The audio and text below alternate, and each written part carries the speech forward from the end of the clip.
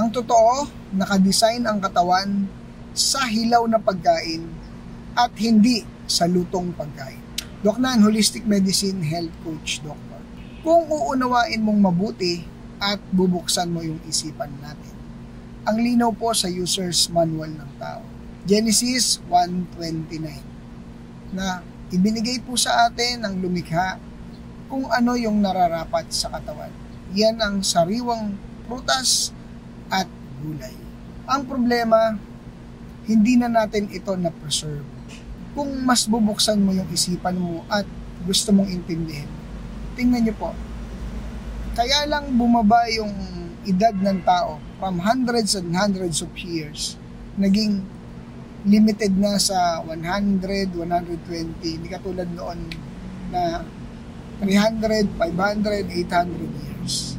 Kasi nga po, yung design ng katawan sa tao ay yung mga raw or alkaline food. Tandaan po natin, pag sinabing alkaline food, ito yung mga hilaw, at acid forming food, ito yung mga lutong pagkain.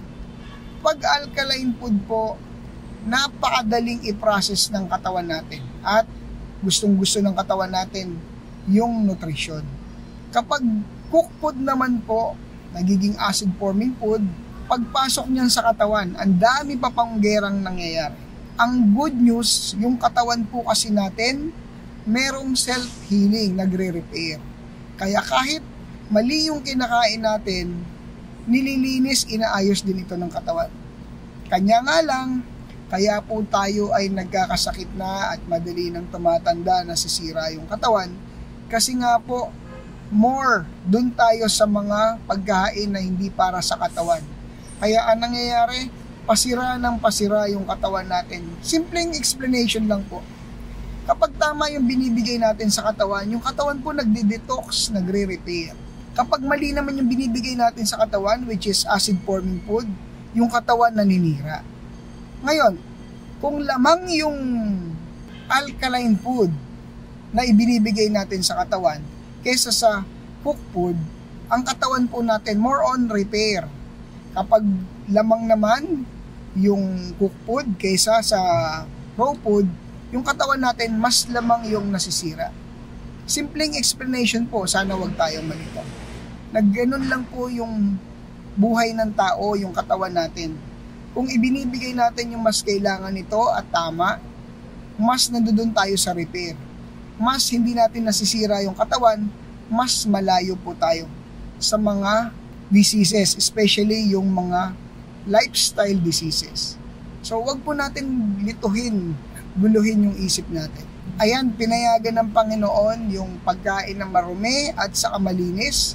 Sundin po natin, may Levitical diet. Yan po yung diet na para sa atin. Na pwede naman tayong kumain ng mga lutong pagkain. Pero dapat po, sana mas malalim na maintindihan, mas marami po dapat yung hilaw kesa niluluto natin. Common sense naman po, di ba? Para kayo mag-comment na yung mga katulad ng mga karne, dapat kainin. Sana naiintindihan muna natin yung comment natin. Na lahat naman po pwedeng palang iluto. Yun nga lang, mas gusto ng katawan natin yung mga hilaw na pagkain. Hindi naman po sinabi na dapat wala na tayong kakaining niluto. Ang ibig lang pong sabihin, pinapaliwanag, mas maganda po yung katawan natin sa fruits and vegetable at higit sa lahat, hilaw. Mabuti pa nga po yung mga farm animal na preserve nila paano yung tamang lifestyle. Hindi katulad ng tao, masyado tayong matalino, kaya ito yung sakit. Ito yung price natin sa pagiging matalino. Ang mga bata pa lang nagkakasakit na. Kasi bakit? Hindi natin nasusunod yung para sa katawan at hinihingi ng katawan. Sana po nakatulong, Doc Nan.